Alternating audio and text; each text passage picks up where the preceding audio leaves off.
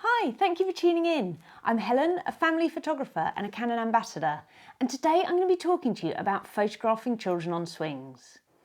One of the wonderful things about family photography is the challenge of creating interesting pictures in normal situations. Most family photography takes place at home or at local places where the children like to play. We aren't in exotic locations or involved in spectacular activities. Our skill lies in finding beauty in the everyday. It's hard, and that's why it's fun.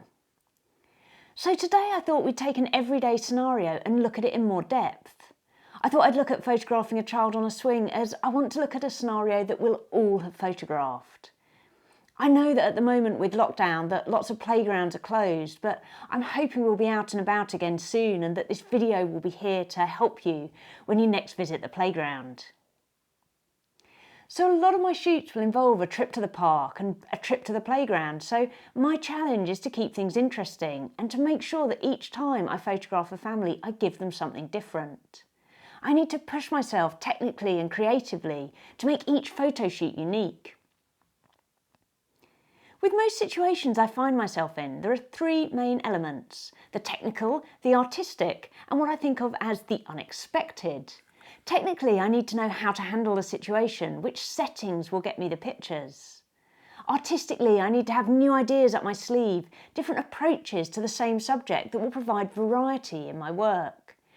And then, of course, there's the unexpected. What's the light doing? What are other people doing? I often work in public places, and it's important that I never get other people's children in the back of my shots. And also, what are the kids doing? We can never predict what children will do, what they'll enjoy and how a session will go. With all the planning in the world, much of my work is reacting to what's in front of me, and often I take my very best pictures when something totally unexpected happens. But most kids really love the swings, and so let's look at them in more detail. The first challenge is how to get sharp images of kids enjoying themselves while they're moving fast on the swings. Now there are two ways of approaching this, using one-shot or AI servo tracking focus. I use the tracking mode on my 1DX Mark II and I find this to be incredibly reliable. But I'm also aware that not everyone's using Canon's flagship sports body to photograph their children. So there's a second technique that I recommend you try. Now there are 2 points on the swing where the children are still for just a split second, at the highest point at each end of their swing. So what I found worked really well is to focus when they get to the top and then hold focus until they come back into that spot after a full swing. I then take the shot as they come back into the area where I've pre-focused. So if I'm sort of focusing here and then they swing out and they swing back, it's when they come back to here that I click the shutter. It works brilliantly for getting consistently sharp pictures. But then what? Then what else can we do? The first thing I like to explore is angle.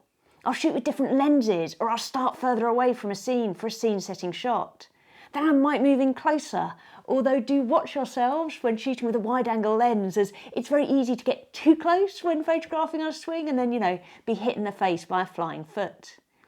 I also shoot from the side. It's a little bit less dangerous in terms of flying feet, but also it can be easier to focus and it creates a lovely composition.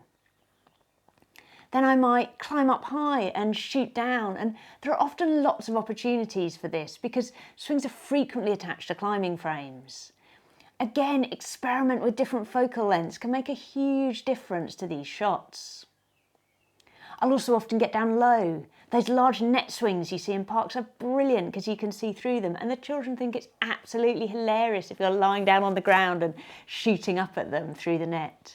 A low angle is also brilliant if children decide to use the swing in a spiral fashion, twisting in circles, which is lots of fun. It's also interesting to shoot from behind the swings, and I love the anonymous look that this can give us. It becomes a picture that's about childhood rather than about a particular child.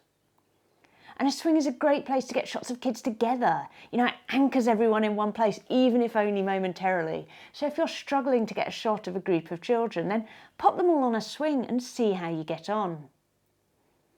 Finally, I'll also try to make a thing of movement. I'll use panning to capture the speed of the child and create really interesting and unique images.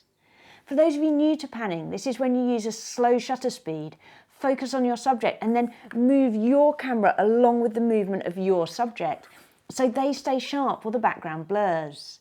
It can be a bit hit and miss when you first start because it takes some practice to get good at it. But when it works, it's fantastic, and the more you do it, the better your hit rate will be.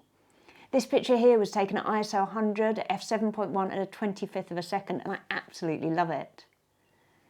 Trying different approaches to the same subject is fantastic for us as photographers. It ensures we push ourselves forward and improve our work. So try it yourself. Each time you go to the playground, try to get one new shot of the children on the same piece of equipment.